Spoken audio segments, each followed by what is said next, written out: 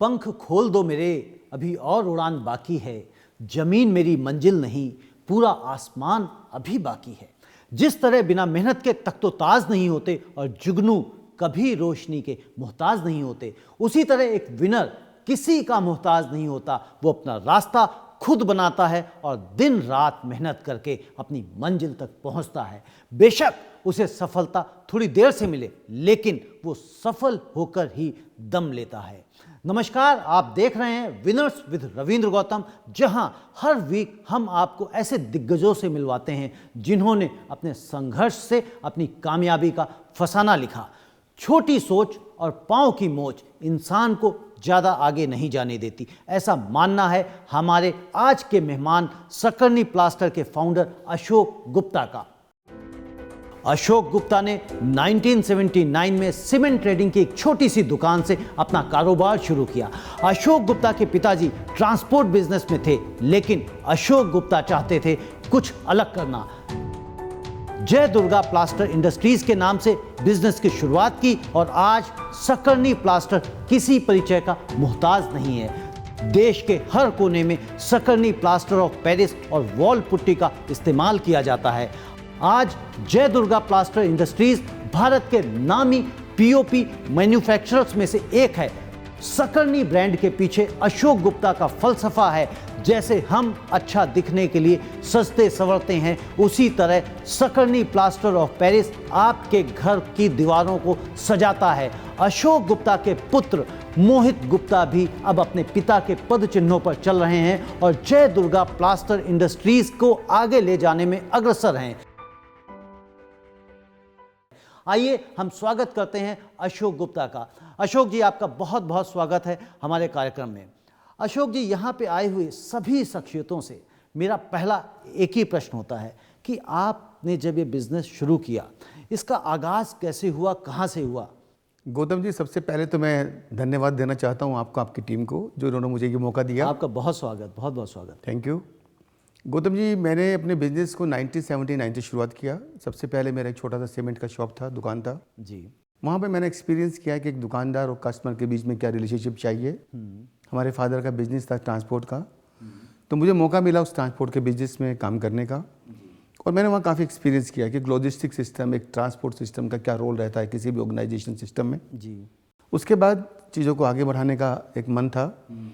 तो प्रभु की कृपा से हमें 1987 के अंदर एक कंपनी का डिस्ट्रीब्यूटर चैनल मिला। उसमें हमने एक्सपीरियंस किया कि एक डिस्ट्रीब्यूटर कैसे काम करता है। अच्छा। तो जिसके अंडर में करीब 300-350 डीलर हमारे अंडर में काम मतलब पहले आपकी सीमेंट की आपने बिजनेस शुरू किया, ट्रेडिंग शुरू की, फिर उसके बाद सीधे डिस्ट्रीब्यूटरशिप मिली। बट मेरा प्रश्न यहाँ पे ये है कि जब आपके पिताजी का, आपका फैमिली बिजनेस ट्रांसपोर्ट का था, तो आप उस ट्रेडिशनल बिजनेस में क्यों नहीं गए? क्यों आपने अलग सोचा कुछ अलग करना है मुझे? मेरा एक विजन था कि मुझे एक बड़ा काम करना है, एक बड़ा बिजनेस करना है। एक विजन था कि कोई मैन्युफैक्चरिंग सेगमेंट में अगर हम जाए तो शायद एक अपने जो टारगेट है या माइंड के अंदर जो सिस्टम बनाया हुआ है उसको पूरा कर पाएँ। तो फादर के बिजनेस ज़रूर ट्रांसपोर्टेशन का, लेकिन वहाँ से मैंने कुछ सीखा। नॉट ओनली उसको आगे बढ़ाने में मेरा मन नहीं था, तो इसलिए मैंने उसको नहीं किया। तो ट्रेडिंग हमेशा या मैन्युफैक्चरिंग एक मेरा फोकस हमेशा भी विजन रहता था। ओके। तो उसके बाद जो डिस्ट्रीब्यूटर चैनल हमने किया, तो सीमेंट के डीलर्स कैसे काम करते हैं, उनके साथ किस तरह का बिहेव रहना चाहिए, किस तरह का सर्विस रहना चाहिए, तो वो हम लोगों ने किया। तो उसमें काफ़ी एक्सपीरियंस मिला। इसके बाद 2003 के अंदर एक मन था कि किस तरीके से इस बिज़नेस को और आगे बढ़ाएं। तो मुझे 2003 के अंदर प्लास्टर ऑफ पेरिस इंडस्ट्री पे काम करने का मौका मिला। तो एक्सपीरियंस किया कि हर सेक्स एक सुंदर दिखना चाहता है अपने आप को। इसी तरीके से हर इंसान की खुशी होती है, वो चाहता है कि मेरा मकान सुंदर बने, और उसके लिए एक प्रोडक्ट प्लास्टर ऑफ पेरिस एक ऐसा प्रोडक्ट है जो उसकी खूबसूरती के अंदर काफ़ी मदद करता है। अशोक जी, आज सकरनी एक ब्रांड है अपने क्षेत्र में, लेकिन सीमेंट की छोटी सी दुकान से लेके ये सकरनी ब्रांड तक का सफ़र मेरे हिसाब से आसान तो नहीं रहा होगा। इसमें क्या क्या कठिनाइयाँ आई, क्या क्या हताशा हुई, निराशा हुई और कब प्रोत्साहन मिला? मैं बेसिकली इन शॉर्ट आपका सफ़र जानना चाहता हूँ। गौतम जी, देखिए, लाइफ के अंदर चैलेंज और समस्या हर लेवल पे हर इंसान के साथ लगा हुआ है। मुझे लगता है कि मेरे साथ कुछ ज़्यादा ही रहा। अच्छा। जब मैंने बिजनेस शुरू किया, सबसे पहले तो मेरे साथ एक गैप रहा, मेरा विजन बहुत बड़ा था और रिसोर्सेज बड़े कम थे। तो नेचुरल है कि विद रिसोर्सेज के आपको चला पाना बड़ा मुश्किल था, लेकिन मेरा विजन ने मुझे रोक नहीं पाया। मेरे अंदर एक जुनून था काम करने का, एक नयापन करने का, मेरे अंदर एक क्वालिटी थी क्रिएटिविटी की कि मैं औरों से हट के करूँ, मैं एक स्पेशल, एक अलग करूँ। तो वो मुझे हमेशा एक आगे लेके चलती रही। मेरे को चैलेंज हमेशा रहा कि सबसे पहले तो व्यापार को चलाने के लिए आप समझते हैं फाइनेंस का जरूरत रहता है, बिगर फाइनेंस के, क्योंकि फाइनेंस एक बहुत बड़ा एक पार्ट है पूरे सिस्टम को रन करने के लिए, जो मुझे लगता है उसमें बहुत बड़ा चैलेंज रहा। और मुझे याद, एक दफ़ा मुझे एक वाक़या याद है, हमारे एक दोस्त है जिसका हमेशा हम फंडिंग की बात करते थे, जब भी जरूरत पड़ती थी तो उससे रिक्वेस्ट करते थे और पैसा मिलता भी था। तो एक दिन उन्होंने मुझे कहा, यार तुम क्या रोज़ भीख की तरह मांगने आ जाते हो, तो जिसने मेरे दिल को बड़ा हर्ट्स किया, मुझे बड़ी तकलीफ़ लगी। इसके बाद जब सिस्टम को आगे चले, मेरे लाइफ में एक बहुत बड़ा चैलेंज आया। मेरा एक छोटा बेटा 3 साल का था, उसको लुकुमिया हो गया था। उसका ट्रीटमेंट बॉम्बे 3 साल चला। अब दिल्ली के अलावा बॉम्बे ट्रीटमेंट लेना मेरे लिए बड़ा टफ था और उसके लिए फाइनेंस की ऑलरेडी बहुत बड़ा क्राइसिस आ गया था, क्योंकि व्यापार भी उस लेवल पर नहीं चल पा रहा था और उसका ट्रीटमेंट के अंदर काफ़ी ज़्यादा कॉस्टिंग लग गई थी। वो बेटा 3 साल में ठीक होके आया 93 के अंदर। 94 के अंदर मेरे फादर की डेथ हो गई, जो मेरे लिए काफ़ी बड़ा चैलेंज था। बिकॉज ऑफ क्या है कि मैं हमेशा हर चीज़ उनसे सीखता था, क्योंकि मुझे गाइड करते थे कि कैसे सिस्टम काम करेगा, कैसे चलना है, कैसे आगे बढ़ना है। तो फादर की डेथ ने भी मुझे हिला दिया। वो मेरी लाइफ के अंदर बहुत बड़ा एक चैलेंज मेरे लिए रहा, बिकॉज जो मैं अकेला था, मुझे कॉन्फिडेंस लेवल पुअर था उस समय तक कि मैं कैसे टैकल करूँगा चीज़ों को। लेकिन मैंने सीखा है लाइफ के अंदर का जब किक लगती है फुटबॉल को तो वो आगे जाती है। तो उसके साथ साथ जब मैंने एक विज़न किया कि मुझे मैन्युफैक्चरिंग सेगमेंट पे जाना है, कि मुझे कोई प्रोडक्ट बनाना है, मुझे ब्रांड क्रिएट करना है, कस्टमर की रिक्वायरमेंट किस तरह फुलफिल हो पाएगी, मैं मार्केटिंग करते करते सीख पाया था। तो उस समय मेरे लिए चैलेंज आ पाया कि दिल्ली से बाहर मैंने कभी बॉर्डर पार नहीं किया था और मैन्युफैक्चरिंग के अंदर मुझे नहीं मालूम था कि कितनी HP की मोटर होती है। तो मैंने एक फैक्ट्री रेंट पे ली और जब फैक्ट्री रेंट पे ली, गौतम जी आप हैरान होंगे कि मैं शाम को बात करके आया कि 20,000 रुपये महीने के अंदर मान लिया वो फैक्ट्री और आपको रेंट पे मिल जाएगी। मेरा उससे बातचीत हो गया, फाइनल हो गया। मैंने कहा सुबह आके हम आपको पैसा देंगे, बयाने में देंगे। मैं सुबह जब गया तो वही इंसान कहता है कि आपको 35,000 रुपये लगेगा। अच्छा। मैं बड़ा हैरान था कि हुआ क्या, कि लेकिन मेरा विजन था नहीं मुझे करना है, मुझे फैक्ट्री लगानी है, मुझे फैक्ट्री चाहिए। तो मैंने नेक्स्ट डे मॉर्निंग में 35,000 रुपये के ऊपर उसको डन कर दिया।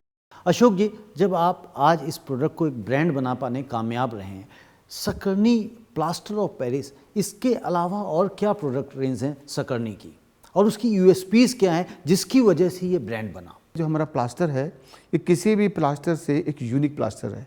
सबसे पहले तो क्या है कि इसकी फाइनेंस ज़्यादा है, ड्यू टू फाइनेंस होने की वजह से ये ज़्यादा एरिया कवर करता है। इसकी वाइटनेस बहुत ज़्यादा है, ड्यू टू वाइटनेस होने की वजह से हमारा पेंट का कॉस्ट बचता है।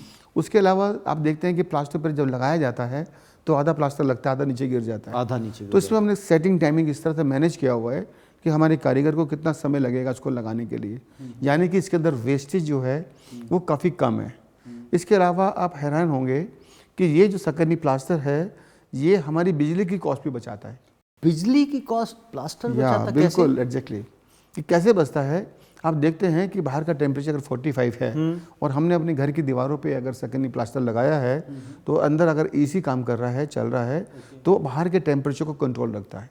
काफ़ी हद तक ये टेम्परेचर को कंट्रोल रखने की वजह से जो बाहर के क्लाइमेट, जो हॉट क्लाइमेट है, उसका इफेक्ट इन दीवारों पे नहीं पड़ता है, उसको रोके रखता है, जिसकी वजह से हमारा बिजली का कॉस्ट भी बचता है। टेम्परेचर रेजिस्टेंस का भी काम करता है ये। सेकेंडली हाई स्ट्रेंथ, इसकी ताकत ज़्यादा है। ड्यू टू हाई स्ट्रेंथ होने की वजह से हमारी दीवारों की जो लाइफ है वो काफ़ी बढ़ती है। इसके अलावा हम एक प्लास्टर बनाते हैं, दीवार पे आपने चिनाई कर दिया, चिनाई के बाद सीधा हमारा प्लास्टर पेरिस कर दीजिए। नॉर्मली कल्चर ये है कि आपने चिनाई किया, फिर सैंड प्लास्टर लगाते हैं, फिर प्लास्टर पेरिस करते हैं और इसलिए करते हैं कि हमारी दीवार स्मूथ हो जाए। हम एक सिंगल कोट लगाते हैं, सिंगल सब्स्टिट्यूट और फिनिशिंग एंड सीमेंट प्लास्टर का। यानी कि आपने प्लास्टर पेरिस दीवारों पे किया, आपका टाइम बचता है, आपकी कॉस्ट बचती है, वो एक एडिशनल बेनिफिट। मतलब हम ईंट की दीवार बनाएं और उसके बाद सीधे हम ये प्लास्टर कर दें और हमारा खत्म, आपका प्लास्टर खत्म। इसमें क्योरिंग की जरूरत नहीं है, बिकॉज ऑफ टाइम सेव हो पाएगा, क्योंकि आजकल बिल्डिंग के लिए पानी की बड़ी शॉर्टेज है, पानी बहुत इजी अवेलेबल कई जगह पर नहीं मिल पाता है। सेकेंडली हम एक प्लास्टर बनाते हैं जिसके अंदर सैंड सीमेंट ऑलरेडी मिक्स है, आप पानी डालिए और सीधा प्लास्टर कर दीजिए, रेडीमेड है। और आने वाला समय प्लास्टर का भी मशीनों से इस्तेमाल होता है, बिकॉज ऑफ क्या है कि आप देख रहे हैं हर चीज़ के अंदर काफ़ी वैल्यू एडिड हो गई है, आजकल समय की काफ़ी शॉर्टेज है जी। इसके अलावा हमारा एक यूनिक प्रोडक्ट है वॉल पुट्टी, क्योंकि पेंट काफ़ी कॉस्टली है और दीवारों पे पेंट से पहले एक प्रोडक्ट लगाया जाता है जिसको हम स्किन कोट बोलते हैं। इसको हमने डिज़ाइन किया है इंसान की स्किन के हिसाब से। आप देखिए अगर किसी भी इंसान की बॉडी पे अगर स्किन हटा दी जाए, अगर स्किन हटा दी जाए तो कैसा दिखेगा, तो इसी तरीके से हमारे मकान की पोजीशन है। अगर जब एक अच्छा प्लास्टर मकान पे हो जाता है तो नो डाउट उसकी सुंदरता और उसकी ब्यूटी वो काफ़ी बढ़ जाती है। तो ये एक यूनिक प्रोडक्ट है। बिल्कुल अच्छा ही आपने कहा। अशोक जी, सकर्नी जो पीओपी ब्रांड है अपने सेगमेंट का पहला ब्रांड है, ठीक है। आज की डेट में और बहुत सारे आपके कंपटीटर्स आ रहे होंगे, तो इसको आप किस तरह से लेते हैं? एज ए चैलेंज आप इसको देखते हैं, एज ए थ्रेट देखते हैं, और उससे लड़ने के लिए या उसको अपने ब्रांड को उसी नंबर 1 पोजीशन पे रखने के लिए आप क्या क्या एफर्ट्स करते हैं? गौतम जी, ये जो प्रोडक्ट है एक यूनिक प्रोडक्ट है और कस्टमर एक चीज़ देखता है कि जो पैसा मैंने लगाया क्या मुझे उसका पूरा रिटर्न मिल रहा है, नहीं मिल रहा है। तो हमारा विजन क्लियर है कस्टमर के साथ में, हमारा सर्विस सेगमेंट क्लियर है कि जो कमिटमेंट कस्टमर की है वो पूरी तरह से उसको हम लोग फुलफिल करते हैं। तो मार्केट में जितने भी प्रोडक्ट हैं वो उनके मुकाबले में काफ़ी एक अच्छा एक जगह बनाया हुआ है इसने। अशोक जी, हर किसी का एक रोल मॉडल होता है, आइकॉन होता है लाइफ में, आपका कौन है? गौतम जी, मैंने अपने फादर से बहुत कुछ सीखा है। वो बेसिकली क्या है कि किसी भी काम को बड़ा पेशेंसली तरीके से करते हैं। अच्छा। तो मैंने देखा कि आपका जो पेशेंस का रोल है वो जीवन के अंदर बहुत बड़ा रोल है। तो इसके अलावा मेरी वाइफ का रोल काफ़ी ज़्यादा रहा है, बिकॉज ऑफ क्या है कि वो एक बॉल्ड लेडी, बिकॉज वो डिसीजन मेकर है। क्योंकि डिसीजन का रोल भी आपके जीवन में बहुत बड़ा रोल प्ले करता है। अगर आप सही डिसीजन लेते हैं या राइट टाइम डिसीजन लेते हैं तो जब जाके आप बेटर इसको कर पाते हैं।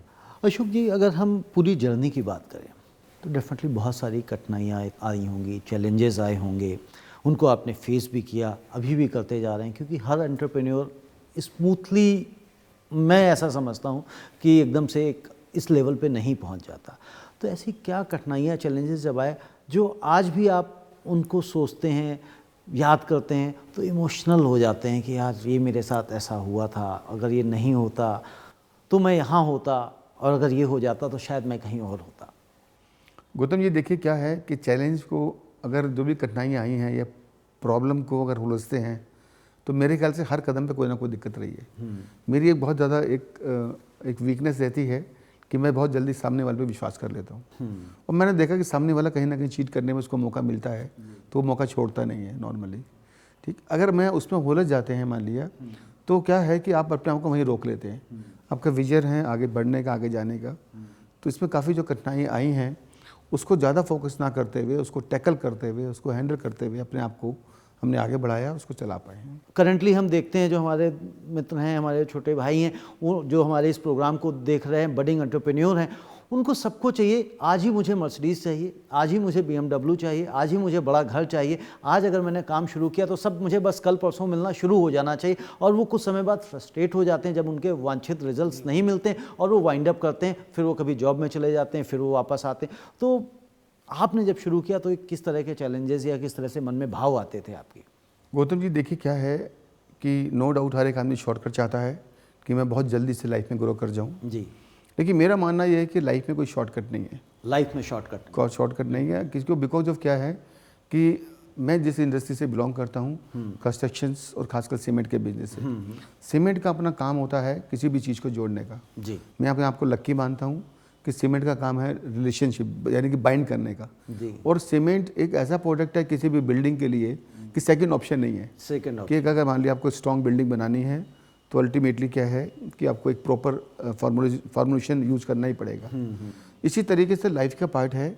अगर आपने लाइफ में कोई शॉर्टकट बनाया तो आपकी बिल्डिंग, मुझे नहीं लगता कि स्ट्रॉन्ग बन पाएगी। अगर आपकी बिल्डिंग की फाउंडेशन स्ट्रॉन्ग है तभी आप उसके ऊपर एक मजबूत बिल्डिंग बन सकती है। और इवन देन जितनी कठिनाइयाँ लाइफ में आती हैं तो उतना ही ज़्यादा इंसान मजबूत बनता है। अशोक जी, आज के आधुनिक युग में हमारा पूरा देश या विश्व डिजिटल हो रहा है, डिजिटल एज का टाइम है, तो क्या आपको ऐसा लगता है कि हर बिजनेसमैन का एजुकेटेड होना ज़रूरी है? अगर एजुकेटेड होगा तो क्या वो ज़्यादा तरक्की कर पाएगा? आपका इस बारे में क्या राय है? गौतम जी, देखिए क्या है कि नो डाउट अगर आपके पास एजुकेशन है और आपके पास एक्सपीरियंस है तो दोनों चीज़ अगर मिलके काम करती है तो ये सोने पे सुहागे वाला काम। सोने पे सुहागा। एक कहावत है, मोर लर्निंग मोर अर्निंग। लेकिन ऐसा नहीं है कि जिन लोगों के पास एजुकेशन नहीं है या कम पढ़े लिखे हैं तो वो अपने जीवन के अंदर सफल नहीं हो पाते हैं।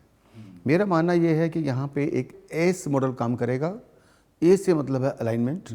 अलाइनमेंट मीन्स कि your vision, your company vision और यूर पर्सनल गोल, जी। इन दोनों के बीच में क्या अलाइनमेंट आपने बनाया हुआ है। सी कैपेबिलिटी, कि अगर आपके अंदर कैपेबिलिटी है, किस चीज़ का कैपेबिलिटी, कम्युनिकेशन स्किल अगर आपके पास है, कोऑर्डिनेशन स्किल अगर आपके पास है, रिस्पॉन्सिबिलिटी स्किल आपके पास है, अगर आप रिस्पॉन्सिबिलिटी लेते हैं, एक इंसान अगर रिस्पॉन्सिबिलिटी लेता है उसमें एजुकेशन की जरूरत नहीं है, बिकॉज वो कंप्लीट ये रिस्पॉन्सिबिलिटी ले लेता है तो मुझे लगता है वो कहीं तक काफ़ी हद तक बेटर रिस्पॉन्ड दे पाएगा।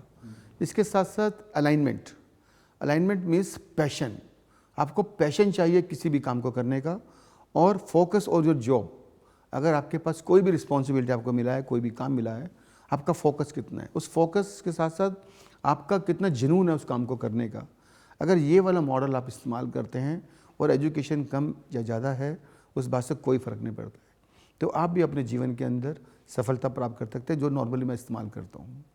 आज का युवा एटलीस्ट मेट्रो में सबको सफलता जल्दी चाहिए। आज वो बिज़नेस शुरू करता है, स्टार्टअप लगाता है, उसे लगता है कि मुझे कल से ही मैं ओयो बन जाऊं या उबर बन जाऊं या ओला बन जाऊं या कोई और बड़ा ब्रांड बन जाऊं। ठीक है, उसे बड़ी गाड़ियां भी चाहिए, बड़ा घर भी चाहिए। ठीक है, आपके यहाँ पे मैं जब आ रहा था तो आपका बेटा मोहित, वो जब निकला तो मुझे रास्ते में मिला तो गेट पे, तो वो सिलेरियो मारुति कार लेके जा रहा था। मुझे नहीं लगता आज की डेट में, आज इस पोजीशन पे आप हैं, उसको आप BMW भी दिलवा सकते हैं, आप उसको मर्सिडीज़ भी दिलवा सकते हैं, और कम से कम कोई अच्छी सी सेडान तो आप दिलवा ही सकते थे। ठीक है, आपने हैचबैक भी जो दिलवाई वो भी मुझे लगता है कि ठीक है, अल्टो से आपने थोड़ी सी ऊपर दिलवा दी। तो क्या सोच है कि जब सब कुछ होते हुए भी आप एक बच्चे को अच्छी गाड़ी नहीं दिलवाए, जबकि वो आपके साथ कंधे से कंधा मिला के बिजनेस में चल रहा है? इसका क्या वजह है? डेफिनेटली कोई ना कोई दूरदर्शिता होगी, कोई ना कोई विज़न होगा। कुतुब जी देखिए, हमने अपनी लाइफ की शुरुआत बहुत छोटे लेवल पे की है। मुझे याद है जब मैंने स्टार्ट किया था तो हम लोग स्कूटर पे मार्केटिंग करते थे, और स्कूटर पे मार्केटिंग करने का मतलब ये रहता था कि डीलर्स के पास जाना, उसको टच करना, उसके साथ बैठना, समय गुजारना। और हमारे फादर ने एक ट्रेनिंग दिया है कि जो भी हमारा टीम मेंबर हैं आपके साथ, तो हमेशा जब भी किसी भी नई ज्वाइनिंग करते थे तो हमेशा एक ही बात रहती थी उसके साथ में, यार आप और हम दोनों सेम मालिक हैं इस कंपनी के, तो मेरे को सिर्फ कंपनी से कमीशन आता है और आपको सैलरी मिलती है, लेकिन दोनों का रिस्पॉन्सिबिलिटी लेवल सेम है। अगर आपको पता है कि स्ट्रगल करने के बाद ही मैं इसको अचीव कर पाऊंगा तो उसकी वैल्यूज़ को समझ पाएगा। तो ये जो चीज़ हमने सीखी है, हमारी कोशिश ये है कि वो खुद स्ट्रगल करे, खुद चीज़ों को समझे, और समझने के बाद उस एफर्ट्स को आगे मिलकर चलाए, तो तभी उस लिस्ट को मुझे लगता है वो चला पाएगा। डेफिनेटली अगर वो खुद अर्न करेगा तो उसकी रिस्पॉन्सिबिलिटी, सेंस ऑफ रिस्पॉन्सिबिलिटी आएगी। अदरवाइज सब कुछ इजी मिल जाता है तो लगता है कि तो बहुत ही आसान है। सही कह रहे हैं अशोक जी। हमारे यंग एंटरप्रेन्योर्स, बर्निंग एंटरप्रेन्योर्स को क्या संदेश देना चाहते हैं, क्या सक्सेस मंत्रा देना चाहते हैं, ताकि वो भी अपनी लाइफ में आप जैसी सफलता हासिल कर सकें? गौतम जी देखिए, जैसे पहले बात किया है तो किसी भी चीज़ का पहली बात तो शॉर्टकट नहीं है, और हर चीज़ एक फोकस मांगता है, हर चीज़ एक एफर्ट्स मांगता है। अब डिपेंड करता है, मुझे बिज़नेस करना है और नेचुरल है कि बिज़नेस करने के बाद चैलेंज आएंगे, मुझे चैलेंज आएगा फाइनेंस का, तो उसको फोकस करना है कि किस तरीके से फाइनेंस मैनेज कर सकता है, क्या कंफर्टेबल जोन है। मुझे चैलेंज आएगा हार्ड वर्किंग का, मुझे चैलेंज आएगा डिमांड का, तो उसको मार्केट पहले स्टडी करना है, उसको समझना है कि मार्केट का जो प्रोडक्ट मैं लेके जा रहा हूँ उसका डिमांड लेवल किस लेवल का है, कौन सी पॉकेट में माल बिक पाएगा। मुझे याद है जब मैंने प्लास्टर ऑफ पेरिस को बनाया तो एक ऐसी मार्केट थी जहाँ पर फास्ट सेटिंग का माल चाहिए था, एक ऐसा बाजार था जो स्लो सेटिंग का माल चाहिए था। तो ये आपको समझना पड़ेगा कि मेरा क्या प्रोडक्ट कौन सी मार्केट के लिए किस लेवल पर सूटअप है। अगर मान लिया कोई भी प्रोडक्ट आप मार्केटिंग कर रहे हैं तो मेरा कस्टमर कौन है ये समझना पड़ेगा। और सेकेंडली इस पूरे काम को करने के लिए जो मुझे लगता है इसके लिए काफ़ी पेशेंस की ज़रूरत है। होता क्या है कि हम किसी काम को शुरू कर देते हैं और जब चैलेंज आते हैं तो हम पीछे बैक मार देते हैं। इसमें क्या है कि देखिए, समस्या हर वक्त आती है, लेकिन समस्या को समस्या समझना बहुत बड़ी समस्या है।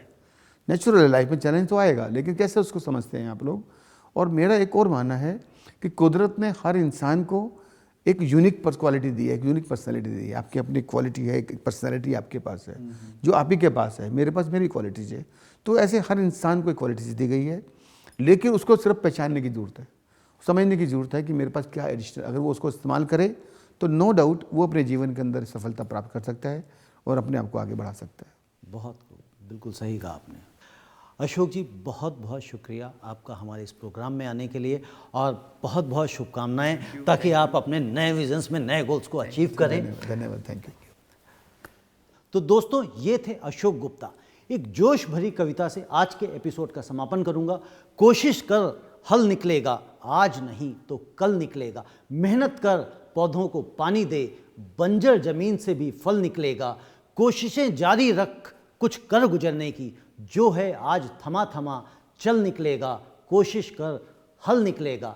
यूं ही कोशिशें करते रहिए दोस्तों, आपको भी आपकी मंजिल अवश्य मिलेगी। अगर आपको भी लगता है कि आपकी कहानी लाखों लोगों की ज़िंदगी बदल सकती है और आप चाहते हैं कि हम सुने आपकी कहानी आप ही की जुबानी, तो फ़ोन उठाइए और टाइप कीजिए विनर्स स्पेस, अपना नाम दीजिए और भेज दीजिए इस नंबर पे। हमारी टीम आपसे संपर्क करेगी। आज के लिए मैं लेता हूं आपसे इजाज़त। अगले हफ्ते फिर मिलेंगे एक नई प्रेरणा से भरी कहानी के साथ, एक विनर के साथ। नमस्ते।